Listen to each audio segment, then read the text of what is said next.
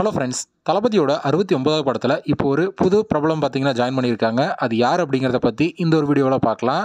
அதுக்கு முன்னாடி நம்ம சேனலை இன்னும் சப்ஸ்கிரைப் பண்ணலாம், சப்ஸ்கிரைப் பண்ணிக்கிங்க.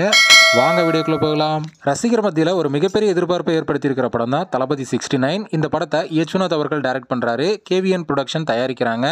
இந்த படத்துக்கு அனிருத் அவர்கள் மியூசிக் கம்போஸ் பண்ணுறாரு.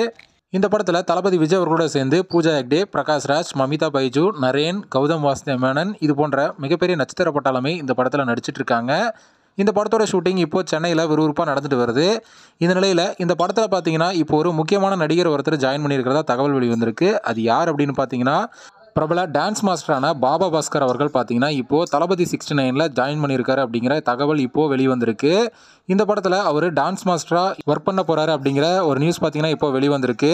ஏற்கனவே இவர் பார்த்தீங்கன்னா நம்ம தளபதி விஜய் அவர்களுடைய வில்லு படத்துலையும் டான்ஸ் கொரியோகிராஃப் பண்ணியிருக்காரு. அதை தொடர்ந்து இப்போது தளபதி 69லையும் டான்ஸ் கொரியோகிராஃப் பண்ண போகிறாரு அப்படிங்கிற ஒரு நியூஸ் வெளிவந்திருக்கு.